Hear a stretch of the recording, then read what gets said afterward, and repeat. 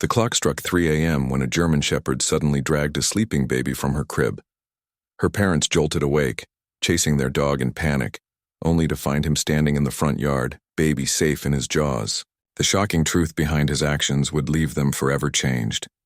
Sarah and Mark Peterson were devoted parents to their 8-month-old baby, Emma, and their loyal German shepherd, Max. Their days were filled with baby giggles, family dinners, and quiet evenings by the fireplace. Max, with his thick coat and watchful eyes, had been part of the family long before Emma arrived. He had always been gentle, protective, and remarkably patient with her. That evening was no different. Sarah had tucked Emma into her crib, humming softly as she arranged her blankets. Max lay nearby, his ears occasionally twitching at the faint creaks of the old house. Mark double-checked the locks and turned off the porch light, then joined Sarah in bed. The wind whispered through the trees outside, and a peaceful stillness settled over the house. But sometime in the early hours, that peace was shattered. Max stirred from his spot, his ears perking at an unfamiliar scent, a change in the air. The baby monitor crackled softly in the corner, but Max's instinct spoke louder. He stood, muscles tense, pacing quietly in the hallway. Something wasn't right. The loyal shepherd, so often content to sleep through the night, was suddenly alert and ready to act. Max paced the length of the hallway, his nails clicking softly against the hardwood floor. His usually calm demeanor was replaced by agitation, as if an invisible force was urging him to act. He let out a low, anxious whine, and scratched at the door to the baby's room, something he had never done before. In their bedroom, Sarah stirred slightly at the noise. She nudged Mark groggy, whispering, "Did you hear that?" Mark mumbled, half asleep. "It's probably Max being restless." But Max's pacing continued, his movements growing more urgent. He pawed at the baby gate, sniffing the air and whining louder, a sound filled with desperation. Mark sighed, pulling the covers tighter. "He'll settle down," he murmured. But Max was relentless. He nudged at the baby's door with his nose, finally pushing it open just enough to slip inside. The baby monitor crackled faintly, picking up the sound of his soft whines. Inside Emma's room, Max approached the crib, his breath puffing against the wooden bars. He circled it twice, sniffing at the air. Something was wrong, he could feel it. Without hesitation, he gently tugged at the blanket, his teeth careful not to touch the baby's skin. Slowly, he began to pull the blanket, and Emma with it, toward the open door. In the hallway, Max paused, looking back toward the bedroom where his humans lay sleeping. His body trembled with urgency. He wed once more, louder this time. It was a plea, acry for them to wake and follow. The German shepherd, usually content to sleep peacefully by the fireplace, had sensed a danger that no one else could see, and he wasn't about to let it harm his family. Max's soft whines finally stirred Sarah from her sleep. She blinked groggily at the baby monitor on the nightstand. A faint rustling came through the static, soft but unmistakable. She sat up, her heart quickening. "Mark," she whispered urgently, shaking his shoulder. "Something's wrong. Max is in Emma's room." Mark's eyes snapped open, confusion clouding his face. He swung his legs off the bed and grabbed his robe. Together they hurried down the hallway, their bare feet tapping against the hardwood floor. As they approached the baby's room, the door creaked open just enough for them to glimpse inside. Their breath caught. Max was there, standing at the crib, but the crib was empty. Instead, the German shepherd was gently gripping the baby's blanket, dragging it across the room. Emma lay bundled inside, her tiny body barely stirring. "Max, stop!" Mark shouted, panic surging through his voice. But Max ignored the command, his powerful legs pulling the blanket and the baby toward the open door. His eyes were wild with determination, his movements purposeful and controlled. Sarah's heart pounded as she rushed forward, but before she could reach him, Max had already maneuvered Emma into the hallway. He glanced back at them, letting out a sharp bark as if urging them to follow. Without thinking, Mark and Sarah chased after the dog, their minds racing with confusion and fear. "What is he doing?"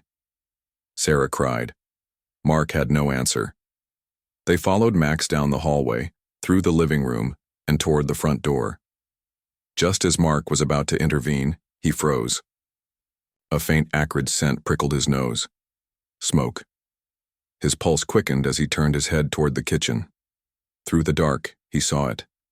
Faint orange flickers, the telltale glow of a fire creeping up the wall. "Sarah, it's a fire," he shouted, his voice. Rising in panic, sterilization crashed over them like a wave. Max hadn't been dragging the baby out of the house for no reason. He had sensed the danger before the humans could. They bolted for the front door, Mark scooping Emma into his arms as Sarah opened the door wide. Max bounded outside, glancing back only once to ensure his family was following. As they stumbled onto the front lawn, the chill off the early morning air hit their faces. Mark tightened his grip around Emma, who was stirring softly, her face scrunched in confusion. Sarah wrapped her arms around them both, her heart racing. Max stood in the middle of the lawn, his chest heaving from the effort of dragging the baby out of the house. His eyes were locked on the house, ears spinned back, body tense with alertness. Mark turned to look at the house, and his breath caught. Thick, dark smoke was now billowing from the kitchen window. The faint flicker of orange light had grown into hungry flames licking up the curtains, curling along the ceiling. Sarah gasped, her hand flying to Hermith. "The fire," Mark whispered, realization dawning. Max had sensed the fire long before the smoke. Alarms were triggered. His frantic pacing, his insistent whines, and finally his decision to drag Emma to safety. It all made sense now. Mark set Emma down on the grass, her blanket still wrapped tightly around her. Sarah knelt beside her, checking her over. Aside from being startled and slightly chilled, the baby was unharmed. Mark turned to Max, his eyes glistening with gratitude. "You saved her," he murmured, voice breaking. In the distance, neighbors had begun to merge from their homes, drawn by the sight of smoke and the family's hurried exit. Someone called 911. Sirens wailed in the distance, growing louder. Emergency crews rushed to the scene. Firefighters arrived within minutes, battling the blaze that had already consumed much of the kitchen. But thanks to Max's actions, no one was trapped inside. As the flames were doused and smoke curled into the dawn sky, the true hero of the night stood silently by his family, his body trembling, but his head held high. Mark and Sarah hugged Emma tightly between them, overwhelmed with gratitude. Sarah whispered into Max's fur. "You're our angel, Max." The German Shepherd leaned into her, his tail giving a faint wag. It wasn't just instinct that had driven him to act. It was love, loyalty, and an unbreakable bond with his family. As dawn broke, painting the icy sky with shades of pink and gold, the Peterson family stood on their front lawn, shivering but safe. The adrenaline that had carried them outside faded into shock and overwhelming gratitude. Mark cradled Emma, her tiny hands gripping his collar. Sarah crouched beside Max, her hands tangled in his thick fur. Neighbors gathered, murmuring in awe at what they had witnessed. One neighbor approached, her voice filled with amazement. "I saw your dog pulling the baby. I thought it was crazy, but then the smoke he knew."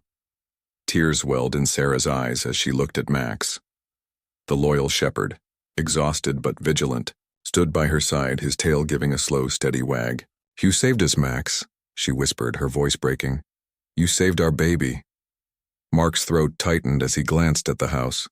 Flames had gutted the kitchen, but the rest of the home was intact. The damage, though devastating, palled in comparison to what could have been.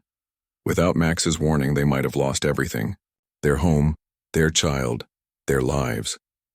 As emergency responders finished their work, one firefighter knelt to pet Max. "Smart dog," he said with a nod of respect.